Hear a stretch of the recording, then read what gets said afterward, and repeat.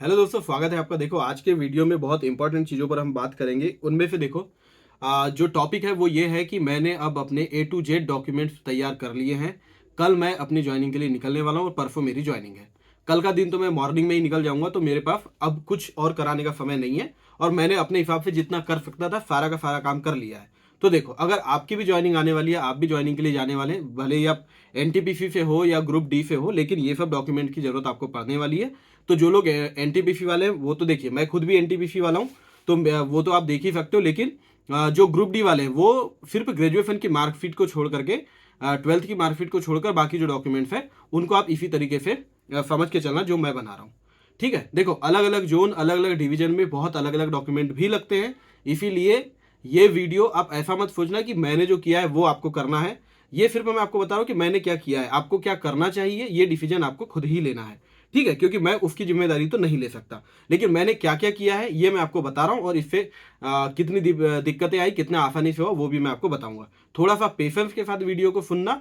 तो अभी से अगर आप सवाल के जवाब कमेंट कर दोगे तो बाद में फिर आपको वही जवाब मिल जाएगा, तो वो मतलब ऐसा हो जाता है कि फिर मुझे वो कमेंट का रिप्लाई करना पड़ता है। इसलिए आप अभी कमेंट कोई मत करो। अगर डाउट वाला कमेंट है तो वो आप वीडियो को पूरा देखने के बाद, अगर आपको लगता है कि वो डाउट आपको बन रहा है और उसकी जानकारी मैं आपको दे सकता हूँ, तो आप फिर कमेंट कर देना। ठीक है, तो चलो शुरू करते हैं। तो मैं आपको सबसे पहले बताता हूँ कि देखो, सबसे पहले तो ये अटेस्टेशन फॉर्म रहता है, इसमें कई सारे पेज रहते हैं इस तरीके के। तो ये अटेस्टेशन फॉर्म को बहुत ही केयरफुली आपको भरना है।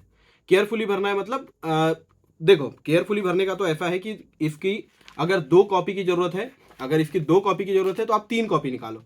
एक कॉपी को आप पहले होमवर्क करे जैसा या प्रैक्टिस करे टाइप का भर लो।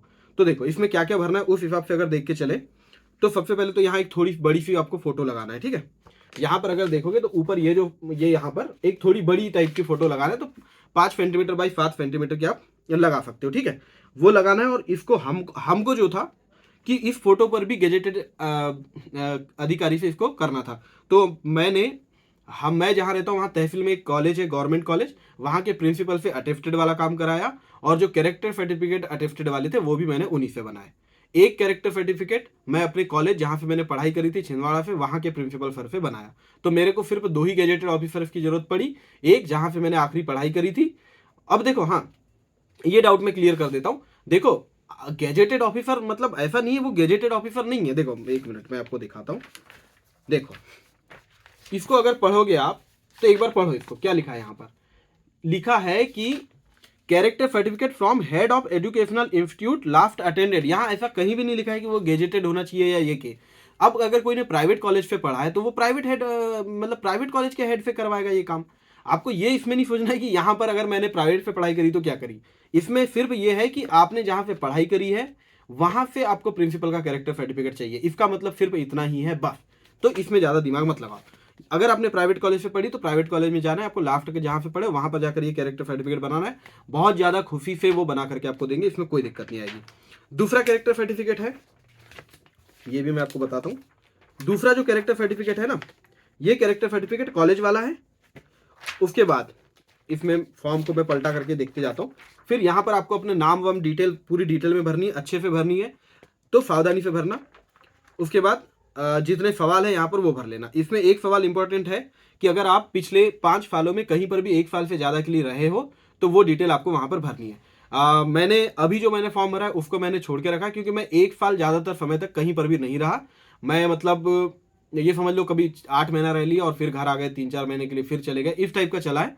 तो मैंने वैसे ही प्रेफर करके उसको नहीं भरा है कुछ। तो जरूरी नहीं है, आपको भी अगर डाउट है तो मत भरो, वहाँ पर पूछ करके भर लेना। उसके नीचे जो जानकारी सब आप आसानी से भर सकते हो। बाकी ये सवालों के जवाब जैसा ही है। ये क्रिमिनल केस वाला झूठ बोलने की इसमें कोई गुंजाइश ही नहीं है, आपको हर तरीके से सही लिखना है। पुलिस वाली जो भी सवाल है आपके, मेरा पहला वीडियो देखना, उसमें डिटेल में बता दिया। तो उसके बाद यहाँ भी कुछ बताने लायक नहीं है। फिर हाँ, फिर ये एक फ्रैंकिंग फॉर्म या स्टाम्प वाला था। तो देखो, हर जगह क्या होता है कि स्टाम्प पेपर जो होता है, या 100 रुपये के टिकट वाला बॉन्ड बनता है। कई जगह 1000 रुपये का भी बॉन्ड बना है। जो बॉन्ड क्या होता है कि आप ट्रेनिंग करने के 5 साल के बाद, मतलब ज्वाइन करोगे तो 5 साल कम से कम ड्यूटी करोगे। अगर उसके पहले आप छोड़ के जाते हो, वो भी छोटे लेवल के लिए जा रहे हो या सेम लेवल के लिए अगर रेलवे छोड़ के जा रहे हो, तो आपको जो ट्रेनिंग में खर्चा हुआ है वो 12.5% के इंटरेस्ट के साथ आपको रेलवे को वापस करना होगा। लेकिन अगर आप अपर जॉब में जाते हो, जैसे लेवल 5 में हम ज्वाइन कर रहे हो, लेवल 6 के लिए अगर ये जॉब छोड़े तो हमको वो बॉन्ड का जो रकम है वो नहीं भरना पड़ेगा। तो ये वो होता है। इसमें जो लास्ट पेज है वो बहुत इंपॉर्टेंट है, वो मैं आपको दिखाना चाहता हूँ, जो कि सबसे ज़्यादा इंपॉर्टेंट, मतलब सबसे ज़्यादा इंपॉर्टेंट नहीं, सबसे ज़्यादा थोड़ा सा हेक्टिक सा यही है। हमको जो है, हमको जो मिला था वो ये था। इसमें देखो ऊपर तो 2 गवाह है, नॉर्मल गवाह जो रहते हैं वो 2 गवाह यहाँ पर है। उसके बाद ये श्योरिटी है, यानी ये जमानतदार टाइप का आप समझ सकते हो कि यहाँ पर वो इंसान के सिग्नेचर रहेंगे जो यहाँ पर आपकी जमानत ले रहा है एक तरीके से, या बॉन्ड की गारंटी ले रहा है, वो गारंटर के यहाँ जमानत। इस गारंटर की गारंटी लेने वाले 2 गवाह जो है वो यहाँ रहते हैं। उम्मीद है कैमरे में दिख रहा होगा। तो ये पूरे पांचों के पांचों, जैसा कि इसमें लिखा है, पांचों के पांचों गवर्नमेंट सर्वेंट होने चाहिए, वर्किंग गवर्नमेंट और semi government, other than relative. और ये भी लिखा है कि अदर देन रिलेटिव, रिश्तेदार नहीं होने चाहिए, अलग होने चाहिए। तो ये पांचों लोग आपको गवर्नमेंट ढूंढने पड़ेंगे। अच्छे से सोच समझ के करवा लेना, मैंने भी करवा लिया है ये काम, ठीक है।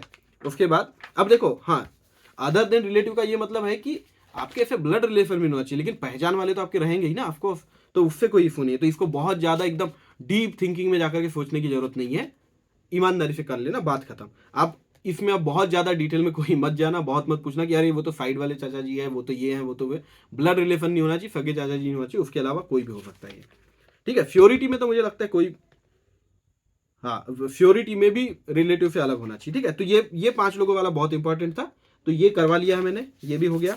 इसके बाद इसमें फिर और ये अगला पेज है, ये भरना है बस। इसमें कट मार्क भी लिखने हैं अटेस्टेशन फॉर्म में, तो जो आपने फॉर्म में दिए थे वही लिखना है। अब इसके आगे मैं बाकी फोटो कॉपीज को जो मैंने अटेस्टेड करा है वो आपको बताता हूँ। बहुत सारी चीजें हैं, ध्यान से सुनना। देखो, पाठशाला छोड़ने का प्रमाण पत्र मतलब ट्रांसफर सर्टिफिकेट होता है, टीसी होती है बेसिकली। जिसके पास किसी भी वजह से टीसी नहीं है वो या तो डुप्लीकेट बना सकते थे। मान लो कोई वजह से नहीं भी है तो आपको एक काम करना है कि अपना बर्थ सर्टिफिकेट तो लेकर के जाना ही है। मैं ऐसा नहीं बोल रहा हूँ कि मुझे ये किसी ने बताया, लेकिन अलग अलग जोन में जो आया था तो टीसी की जरूरत इसीलिए पड़ी थी कि जन्म जो बर्थ डेट है वो वेरीफाई करने के लिए। तो आप जन्म सर्टिफिकेट लेके जाओ। अगर मान लो किसी वजह से ना दोनों चीज नहीं है तो भी आपको समय मिल जाएगा, लेकिन आपको जिस रिपोर्टिंग डेट पर बुलाया उस पर आपको जाना है। लेकिन मुझे लगता है कि ये बात आपको काफ़ी पहले से पता थी, तो टीसी या बर्थ सर्टिफिकेट कुछ ना कुछ होने चाहिए। मेरे पास टीसी भी नहीं थी और बर्थ सर्टिफिकेट भी नहीं था, लेकिन मैंने जब पेपर देकर के आया था तभी बनवा लिए थे, तो मेरी टीसी भी मिल गई मुझे और बर्थ सर्टिफिकेट भी। ये थोड़ा सा एडवांस काम करना था मेरा, बस चेकबुक में थोड़ी प्रॉब्लम हुई है, वो भी मैं आगे आपको बता दूंगा। उसके बाद देखो, पहला तो टीसी है, उसके बाद जाति प्रमाण पत्र है, कास्ट अगर रिजर्व कैटेगरी से हो तो कास्ट सर्टिफिकेट, उसके बाद 10वीं और 12वीं का सर्टिफिकेट। तो 10वीं का मेन तो मार्कशीट और 10वीं का सर्टिफिकेट। तो कई जगह क्या होगा, मार्कशीट कम सर्टिफिकेट भी आई होगी, तो एक ही पेज में मार्कशीट कम सर्टिफिकेट होता है, वही सर्टिफिकेट भी होता है, वही मार्कशीट भी, तो वो लगेगा। उसके बाद ग्रेजुएशन की मार्कशीट और ग्रेजुएशन का सर्टिफिकेट, यानी बेसिकली डिग्री, ठीक है, ये लगेगा। उसके बाद आपको 12 फोटो वो भी कर लिए मैंने, आधार कार्ड, पैन कार्ड, इनकी जेरोक्स कॉपी और 2 कैंसल्ड चेक। तो देखो ये जितने भी डॉक्यूमेंट थे ना, इसमें से जितने डॉक्यूमेंट मैंने बोले सारे को मैंने अपने पास वाले जो मेरी तहसील में जो गवर्नमेंट कॉलेज है वहां पर जाकर के मैंने उसको उतने सारे डॉक्यूमेंट्स को अटेस्टेड करा लिया। थोड़ी सी शुरू में प्रॉब्लम हुई, लेकिन फिर जैसे ही वो प्रिंसिपल सर फ्री हुए, उन्होंने बहुत इत्मीनान से पूरे डॉक्यूमेंट को साइन करे। कम से कम आप जितनी फोटो कॉपीज मैंने करा, अगर दोनों फैट को आप देखोगे तो कम से कम 30 जगह उन्होंने अटेस्टेड करा।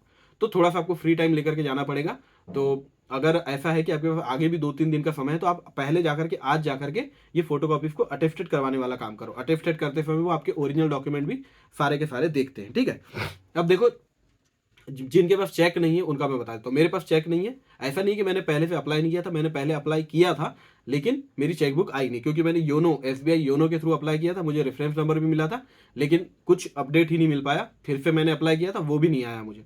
तो मैंने फाइनली आज जाकर के बैंक में जाकर के ऑफलाइन फॉर्म भर करके चेकबुक के लिए अप्लाई किया है।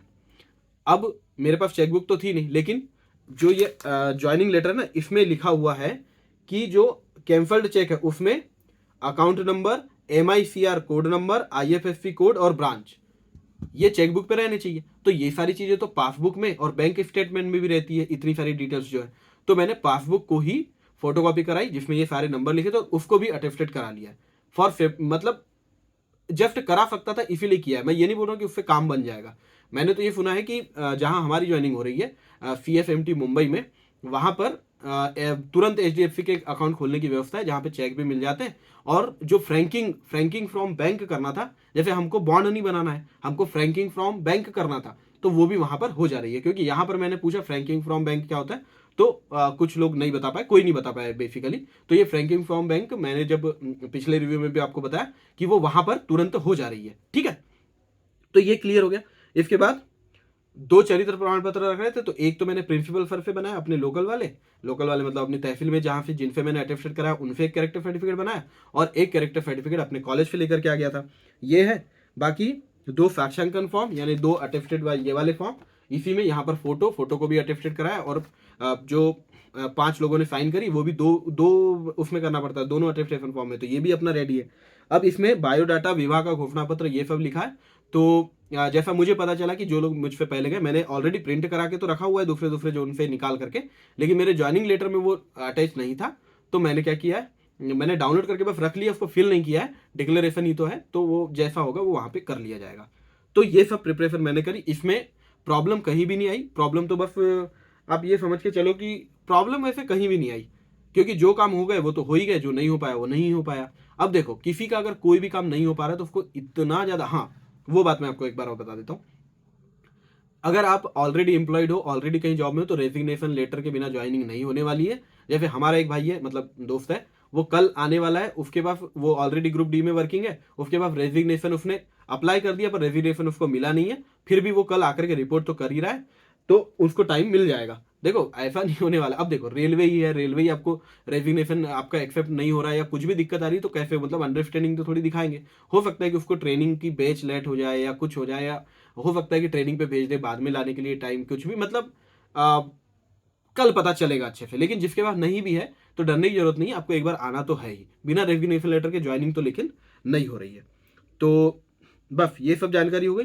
तो इतनी सी जानकारी, इन सब के बाद मैं एक बात कहना चाहूंगा कि अगर कोई डॉक्यूमेंट नहीं हो पाता है तो बहुत परेशान होने की जरूरत नहीं। जैसे देखो ओबीसी सर्टिफिकेट जो है वो बोला गया, जैसे यहाँ तो लिखा है कि लेटेस्ट चाहिए, लेकिन जब मैंने फोन पे बात करी जिन लोगों की ज्वाइनिंग हुई तो उन्होंने बताया कि 1 अप्रैल के बाद का चाहिए। एक भाई पूछ रहा था कि फाइनेंशियल ईयर क्या होता है। भाई लेवल 5 का पेपर क्लियर करके ज्वाइनिंग आई है और आपको अगर फाइनेंशियल ईयर नहीं समझ रहा है तो मैं आपको कैसे समझा पाऊंगा, मैं नहीं समझा पाता, मेरी उतनी कैपेबिलिटी भी नहीं है। तो क्योंकि आप इतनी तैयारी करके इतना एग्जाम क्लियर करके अगर आपको ये बात नहीं समझ आएगी फाइनेंशियल ईयर क्या है अपना इंडिया का, तो फिर मैं तो आपको कैसे ही समझा सकता हूँ, है ना, उतना कैपेबल तो मैं नहीं हूँ। लेकिन अब वो बोल रहे हैं कि 1 अप्रैल के बाद का ओबीसी, तो वो तो पॉसिबल ही नहीं था कि हम कैसे बनाते। तो मैं जो पुराना ओबीसी सर्टिफिकेट था उसी को मैंने अटेस्टेड करवा के रख लिया है, मुझे टाइम दे दिया जाएगा। मैंने अप्लाई भी नहीं किया अभी क्योंकि कर नहीं पाया, समय नहीं मिल पाया, तो मैं नया वाला अप्लाई भी नहीं किया। लेकिन मैं अपने सारे डॉक्यूमेंट का सेट यहाँ पर बना के रख दिया ताकि पापा जाकर के अप्लाई कर देंगे, और जब अप्लाई कर देंगे तो फिर जब भी ओबीसी सर्टिफिकेट आएगा मेरा, उसकी फोटोकॉपीज मैं अटेस्टेड करके वहां पर दे सकता हूँ। तो ये सब पॉइंट थे जितने पर मुझे लगा कि मेरे पास कुछ इन्फॉर्मेशन है आपको देने के लिए। मैंने क्या किया वो मैं आपको बताना चाह रहा था।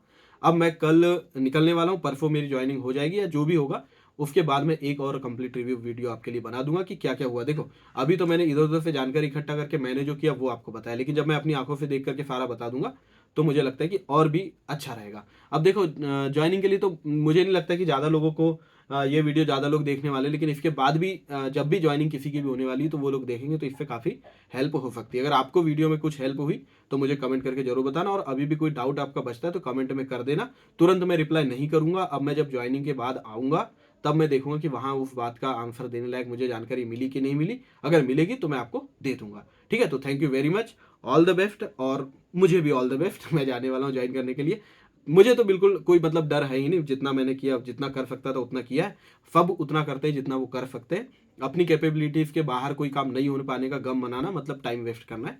तो बढ़िया है, मैं तो चिल हूँ, जा करके बस ज्वाइन करना है। तो ठीक है, थैंक यू वेरी मच। इतना वीडियो देखा आपने, इतना लंबा देखा, मतलब उम्मीद है आपको वीडियो ठीक लगा होगा। ठीक है, thank you, all the best.